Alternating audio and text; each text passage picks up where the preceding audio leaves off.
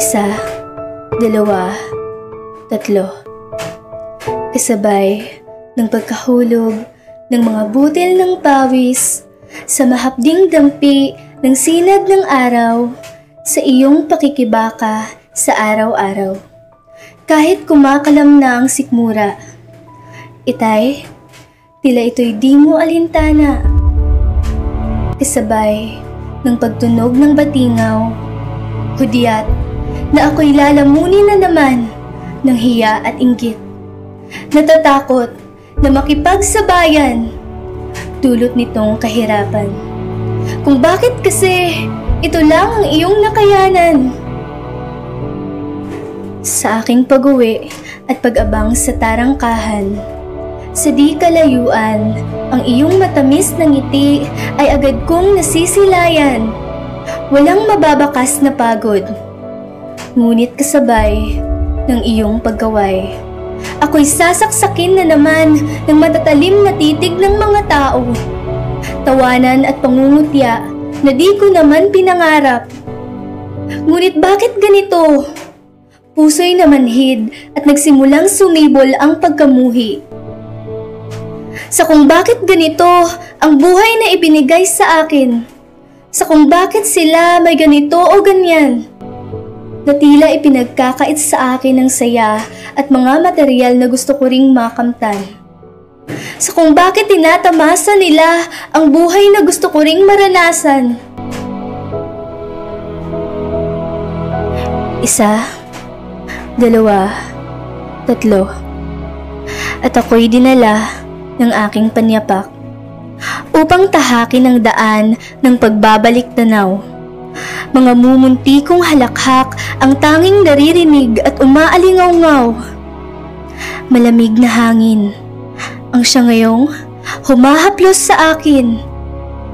Sa aking pagmamasid, masasabi kong napaka-perpekto ng buhay ng mga batang ngayoy aking natatanaw. Payak, ngunit puno ng pagmamahal at pag-aaruga. Pagmamahal na di matutumbasan ng kahit anong materyal at pera. Mga ngiti na nagbibigay pag-asa. Pagsasakripisyo na nagtuturo kung paano makontento. Na ang buhay ay di kailangang makipagsabayan.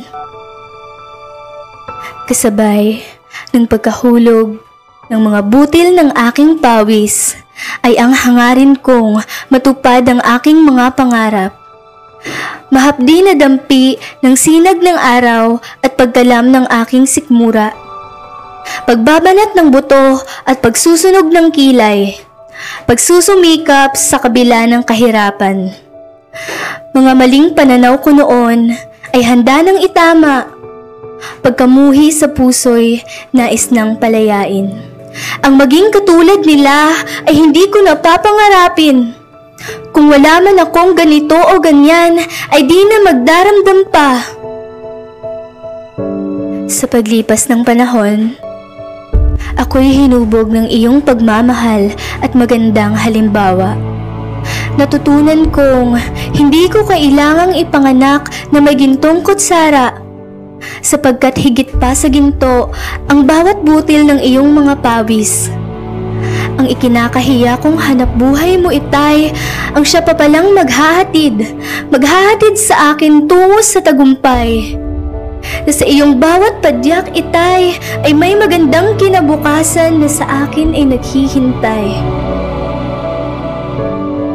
Lingid sa aking kaalaman, na sa bawat padyak mo ay ang hangarin na mapagtapos ako. Na sa bawat bagsak ng barya sa loob ng alkansya ay simbolo ng iyong sakripisyo at pusong puno ng pag-asa. Bilang pasasalamat at pagtanaw ko ng utang na loob sa iyong pagmamahal at sakripisyo, ang tagumpay na bunga ng bawat pagpadyak mo, itay, ikinagagalak kong ialay sa iyo. Ang mga aral ay babaunin ko tungo sa susunod pang paglalakbay. Ang aking tagumpay ngayon ay iyo ring tagumpay.